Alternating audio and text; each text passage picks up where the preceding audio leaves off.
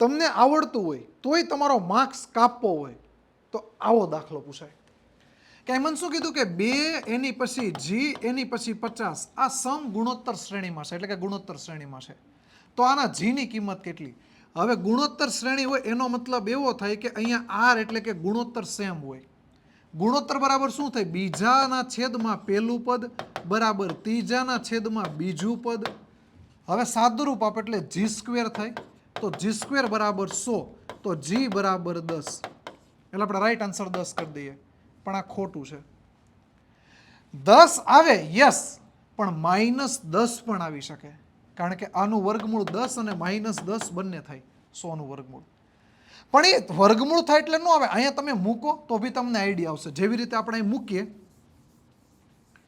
કે અહીંયા હું જી બરાબર 10 મૂકું તો ગુણોત્તર આપણો સેમ થવો જોઈએ, આર સેમ થવો જોઈએ. તો અહીંયા કેટલાનો ગુણાકાર છે? 5નો. અહીંયા કેટલાનો ગુણાકાર છે? 5નો. યસ, અહીંયા 10 ચાલે. હવે હું -10 મૂકું. જો -10 મૂકું તો કેટલાનો ગુણાકાર છે? -5નો. તો અહીંયા -5નો ગુણોત્તર હોવો જોઈએ. તો આ 2 ગુણ્યા 5 કરો માઇનસ એટલે -10 આવે, -10 -5 50 આવે. તો યસ, આપણા રાઈટ આન્સર એ અને બી, એટલે કે એ અથવા બી બંને ચાલે. તો રાઈટ આન્સર ડી આવશે.